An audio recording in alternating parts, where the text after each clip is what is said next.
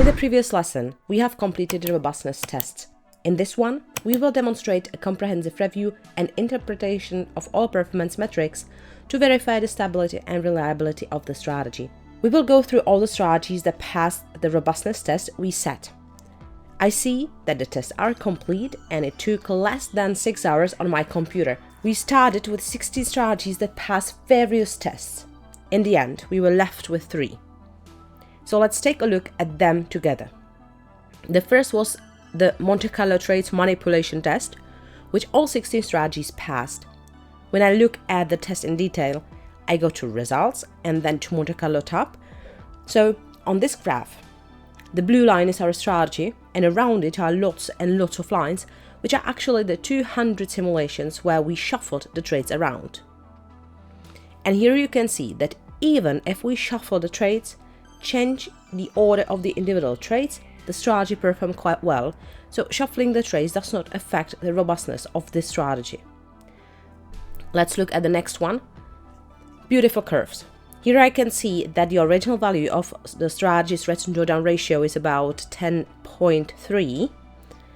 And after testing, after 200 simulations, I can see that in 90% of the test cases, the value will be even better than the original value of the strategy. So that's great, that's something we want. That was the trade manipulation test. And now we move on to the Monte Carlo randomized parameters test, another Monte Carlo we did. 11 strategies passed here. So let's look at the results and let's open the details again. Here I have another graph where we had about 100 simulations. And in this case, the parameters of their periods were varied in different ways. And so the individual strategies also changed. So I can see that this one is very jagged. I will look at the next one. This one is beautiful. There is a blue line, which is our strategy. And I can see here that even if we change the parameters, the strategy performs very, very well. Again, we have some value of original strategy here. And here at the 95% level, I can see that it will not be worse than 9.98, which is great. And finally, we have the third test, system parameters permutation, where 3 strategies ultimately passed. And when I look at the results, there is a system parameters permutation tab. And here I can see the individual optimizations. And in these images, we can see the following. The red line is the median, actually the area where most of the strategy results occur, and the green line is our original strategy. When I look here, for example, at net profit, I see that the median is somewhere around 3,500 and our strategy was at 2,644. This means that the median is even better than our strategy, so we can expect even better results that we had. The same goes for the return drawdown ratio. Here we have almost the same result, so we are fine. And when I look at maximal drawdown, I see that our original value is 2.1%. The median is 2.67. So at first glance, the drawdown will be worse than our original value, but only by a very, very small amount. It's not drastic. When I look at the next strategy, I see that our strategy and the median are actually at the same values. This shows me that the strategy is robust and does not deviate much from the median. Here, here, and here as well. So we can say that these strategies are not overfitted or over-optimized, and most of the tests and optimizations ended up at the same level as the strategy was originally conceived. So we will take these 3 strategies and save them to disk. Simply check them, click Save, and save to SQX format.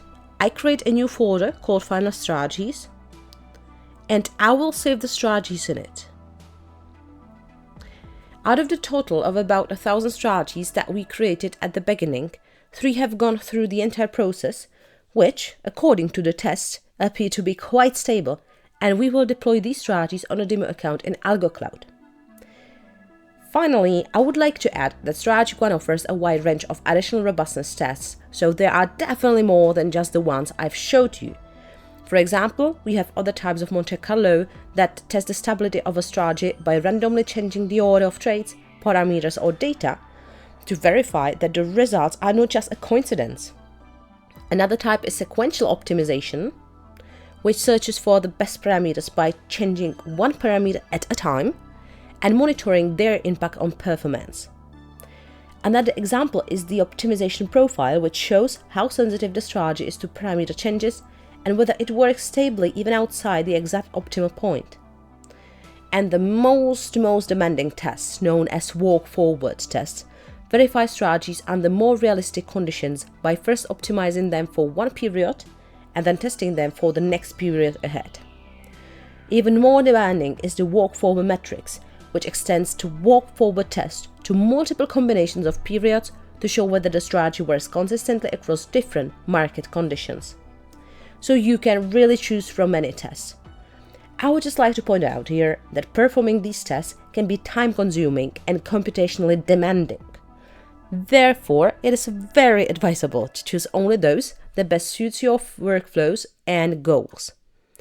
In the next lesson, I will show you how to deploy strategies in Agile Cloud Platform, so don't forget to like and follow.